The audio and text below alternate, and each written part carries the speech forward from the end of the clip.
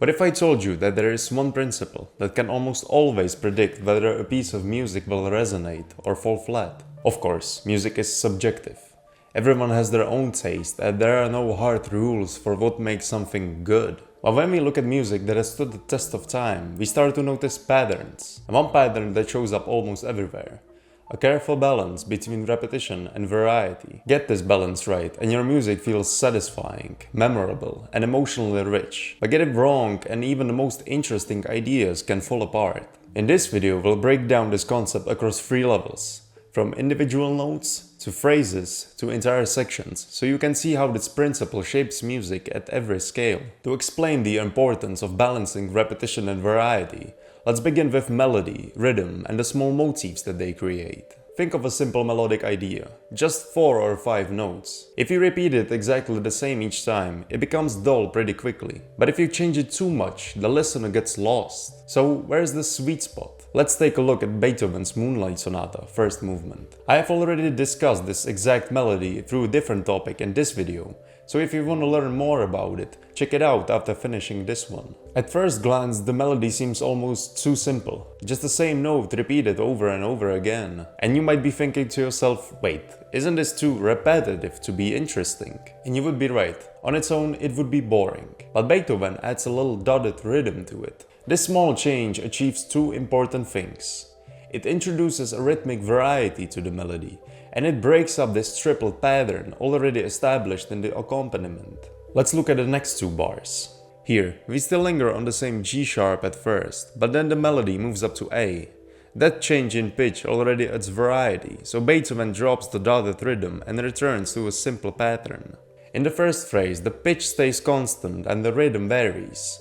In the second, it's vice versa. The pitch varies and the rhythm stays constant. This trade-off is intentional and incredibly effective. Composers from Beethoven to John Williams, they understand this balance intuitively. They give your brain just enough familiarity to feel grounded, while introducing small surprises to keep you engaged. Without this balance, melodies feel repetitive or random. Zooming out, we get to phrases and musical sentences, the middle layer of the structure. To show how repetition and variety work here, let's take a look at the Hedwig's theme from Harry Potter, composed by John Williams. This theme is built up as a 16-bar sentence, made up of 4 phrases. Each phrase contains 2 short motifs. Think of them as musical ideas or building blocks. Let's break down the first phrase. The first motif begins on a B note, picked up on an upbeat from the previous bar. It then outlines an E minor chord using a dotted rhythm. The second motif also starts on a B, but an octave higher. This time the rhythm is much simpler, using dotted quarter notes. In contrast with the first motif's rhythm, but still feels related thanks to that shared starting note. You've probably heard it said that music is like language, and phrases often function as questions and answers. That's exactly what happens between the first 2 phrases. The first phrase poses a musical question. The second answers it. The first motif from the second phrase is almost identical to the original. It repeats the same rhythm and contour, but ends slightly differently, dropping to D sharp instead of resolving to E. The second motif is more varied. It leaps to F natural and then resolves to B. So the first theme gives us repetition. The second gives us variety and closure. Now let's move to the third phrase. It once again starts with the dotted rhythm motif, keeping the theme consistent. But the second motif shifts things up a level. It asks a more insistent question. Why does it feel that way?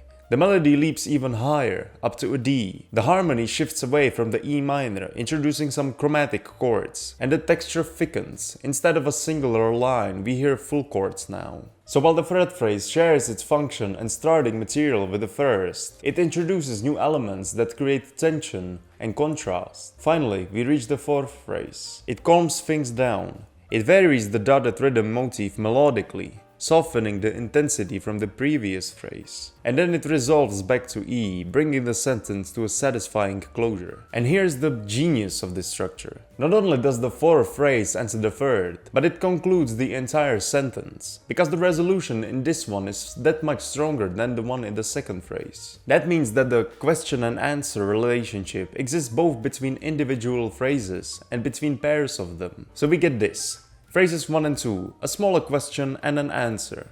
Phrases 3 and 4, a second question and more decisive answer. But together, the second pair also answers the first. It's this kind of layered structure that makes the motif so emotionally rich and narratively complete. Now let's zoom all the way out to the micro level.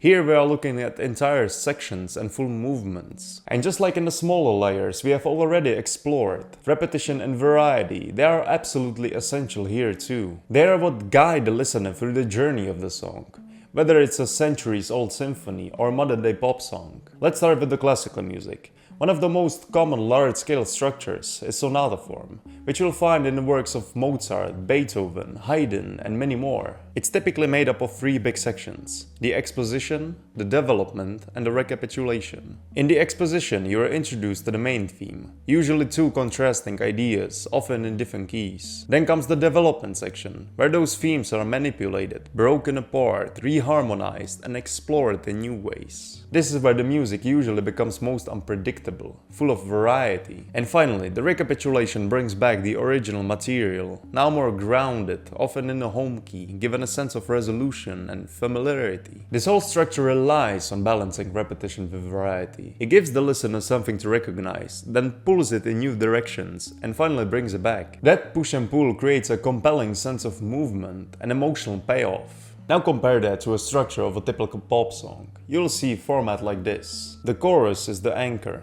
It's repeated, often exactly the same each time, and it's usually where the emotional core of the song lives. Verses, on the other hand, offer contrast. They bring in new lyrics, sometimes slight melodic or rhythmic shifts. Then comes the bridge, which is usually the biggest contrast in the song. A new section with different chords, textures, or energy. It refreshes the listener's ear before the return of the final chorus. So even though the style and the surface level sound are completely different, both pop songs and classic sonatas utilize repetition and variety in similar ways. They set a pattern, then break it to create interest and tension, and finally return to something familiar to resolve it. At this level, repetition keeps us grounded. Variety keeps us curious. Together, they shape how the piece unfolds over time, and how it holds our attention from beginning to an end. So, whether we are talking about a single note, a short phrase, or an entire section, repetition and variety is what gives the music its structure, its emotion, and its staying power. It is what makes a melody memorable, a song engaging, a piece worth coming back to. Mastering this balance isn't just a guideline, it's one of the most powerful tools a composer has. If you have enjoyed this video, please hit that like button and subscribe to the channel for more musical breakdowns like this. Also, let me know down below in the comments which musical idea you want me to analyze next. I love hearing your suggestions. Thanks for watching, and I'll see you in the next one.